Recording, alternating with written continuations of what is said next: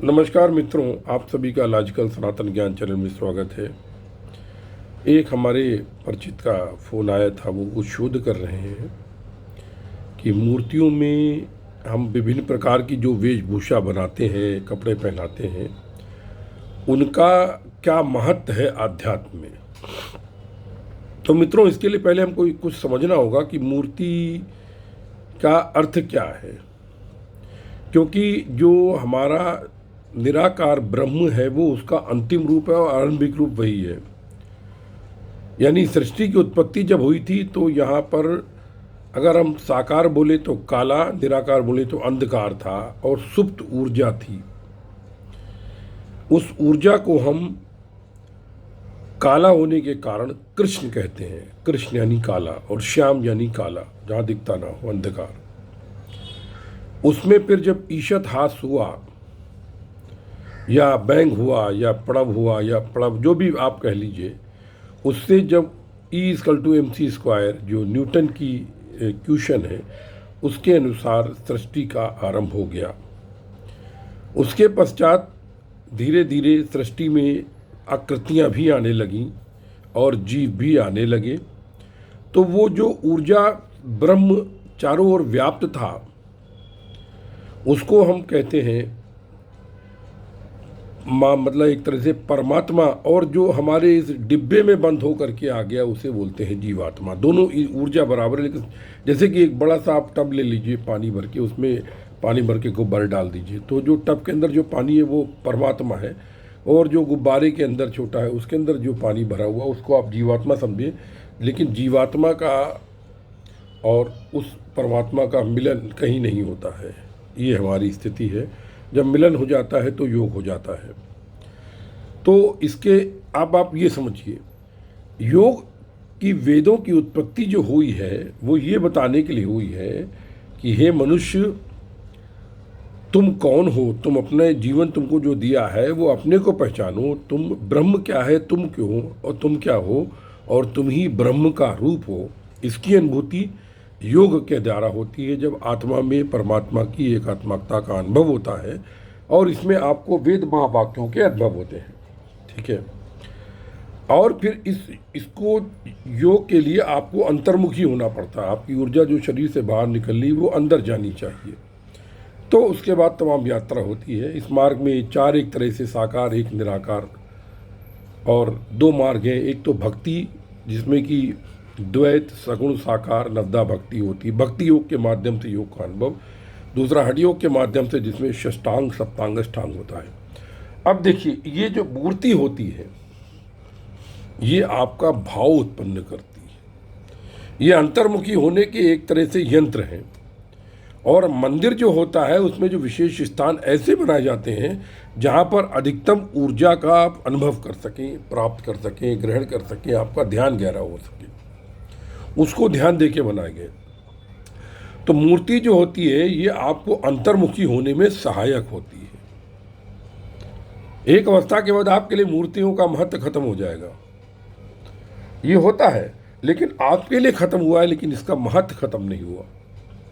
अब प्रश्न ये उठता है कि इस मूर्ति के द्वारा जब अंतर्मुखी हम हो रहे हैं, आरंभिक अवस्था में प्रयास कर रहे हैं, तो हमारे अंदर जब तक में भाव नहीं आएगा तब तक में हम अंतर्मुखी कैसे हो पाएंगे। अंतर्मुखी होने के लिए जैसे त्राटक विधि है, साकार मंत्र जप है, ये सब तमाम तरीके के तरीके हैं। इसके मेरा अलग क्लिप पड़ा हुआ है, बाद में बात करूँगा। और कोई प्रश्न हो तो पूछ सकते हैं आप। लेकिन फिर आप जब अंतर्मुखी होने लगे तो आपको भाव उत्पन्न करने के लिए आप पहले अपने शरीर को साफ करते हैं, ताकि आपके शरीर में तकलीफ ना हो, पसीना वसीना ना आए। एकांत ढूंढते हैं जहाँ कोई कोलाहल ना हो। अगर आप चाहें तो ध्यान तो आप शोर में भी लगा सकते हैं, ड्रम के बीच में आप ध्यान लगा सकते हैं, लेकिन इसके लिए आपको प्रैक्टिस चाहिए। एक निश्चित अवस्था के बाद ऐसा आता, पहले नहीं आता। तो आप इस जब अंतर्मुखी होने जा रहे हैं तो आप भाव पर, आपने क्या किया, अगरबत्ती, धूप बत्ती, तमाम तरीके से जो पूजा पाठ के कर्मकांड थे सब किया आपने। एक माहौल, वातावरण तैयार किया और फिर आपने ध्यान लगाया और पूजा जब तक आरंभ किया। तो आपकी एकाग्रता बढ़ी। एकाग्रता बढ़ी तो आप अपने अंदर और डीप गए, आपने अपने को पहचानने की दिशा में एक और कदम रखा। तो विभिन्न प्रकार की जो हम आकृतियों के परिधान बनाते हैं, ये आप उसमें देखिए, आप जब उसको सिल रहे हैं, धो रहे हैं, पहना रहे हैं सब, तो आपके अंदर निरंतर उसके प्रति प्रेम का भाव, आदर का भाव पैदा हो रहा है। ये आपकी ट्यूनिंग हो रही है एक तरीके से। अच्छा, फिर दूसरी तरह से अलग अलग कपड़े क्यों बनाते हैं?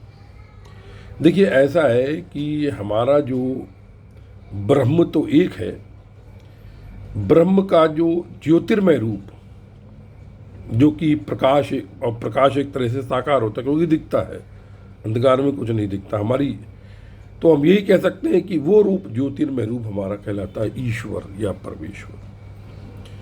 और उसके बाद उसका जो हमारा साकार रूप जो इस सृष्टि को चलाता है, ब्रह्मा विष्णु महेश जो सृष्टि को चलाता है, ये होते हैं हमारे भगवान।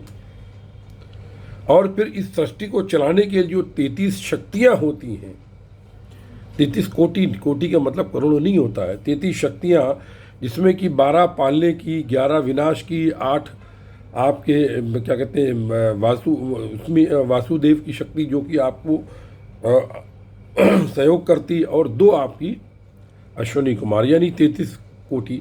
ये इन सबको देवता का रूप दिया गया है। जैसे कि आप एक धागे में तमाम मन के होते हैं, एक पहाड़ होता है, उससे आप आरंभ करते हैं, ऐसे बहुत सीढ़ियाँ होती हैं, 1 सीढ़ी, 2 सीढ़ी, 3 सीढ़ी, तो आप धीरे धीरे इनके द्वारा ऊपर चढ़ने के लिए, अंतर्मुखी होने के लिए सीढ़ियाँ तैयार करते हैं।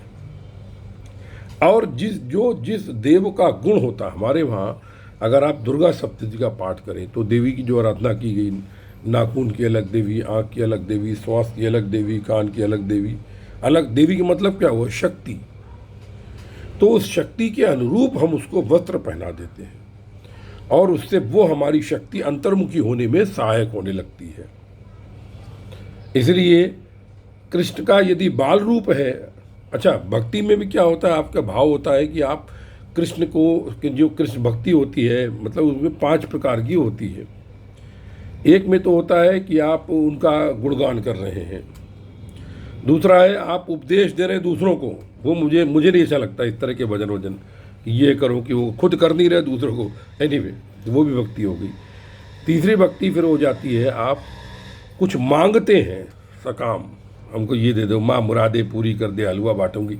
इतना गंदा लगता ही मुझे गाना कि लिखने वाले को भी बस क्या बोले मैं, ऐसे सकाम। अब फिर होता है एक मित्र भाव, जो अर्जुन ने कृष्ण के साथ किया था। फिर एक होता है बाल सखा, बाल भाव। बहुत से लोग कृष्ण को बाल रूप में पूजते हैं, और जैसे कि द्रौपदी ने बाल रूप में, द्रौपदी बोल रहे हैं, क्या नाम, कुंती ने बाल रूप में कृष्ण की भक्ति की, राधा ने बाल रूप में की।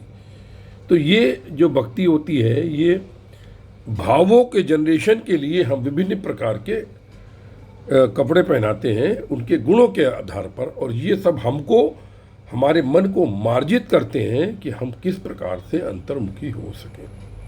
कुल मिलाकर ये भाव पैदा करने का एक माध्यम है, इसके अतिरिक्त कुछ नहीं है। अच्छा, दूसरी चीज़ क्या होती है, जब आप त्राटक करते हैं, अंतर्मुखी होते हैं, तो आप एक नेत्रों से जब अंतर्मुखी होते हैं तो एक छवि लेके अंदर जाते हैं। अगर कपड़े नहीं हुए तो वो छवि जो है वो अंदर गई तो आपको अच्छा ना लगे, क्योंकि जैसे आप देखें दिगंबर जैन मुनियों की जो गुरु होते हैं, तो उनकी एक अलग छवि आती है, तो वो थोड़ा सा सामाजिक नहीं हो पाती है, सामाजिक नहीं हो पाती है। इस कारण थोड़ा सा मनुष्य को अटपटा सा लग जाता है। दिगंबरों में ये खास बात है, क्योंकि समाज में हमारे वहाँ दिखावा बहुत होता जा रहा है, जबकि मनुष्य जो होता है वो जब पैदा होता कुछ नहीं होता उसके साथ, और जाता तो खाली वो ढाक देते हैं कपड़े बाद में, लेकिन पैदा कुछ नहीं होता है। ईश्वर ने ये सब नहीं बनाया है ये हमने बनाया है, अपने मर्यादाओं के और सामाजिक व्यवहार के कारण बनाया है। तो ये कपड़े जो है इसी कारण से भी हम बहुत पहनाते हैं। इन्हीं शब्दों के साथ आप सभी के हृदय में उपस्थित परम ब्रह्म को नमस्कार करता हूँ। जय गुरुदेव, जय माँ काली। हमेशा स्वस्थ रहें, व्यस्त रहें, मस्त रहें, लेकिन अस्त व्यस्त ना रहें, इस बात का प्रयास करें। बहुत बहुत धन्यवाद। जय श्री राम।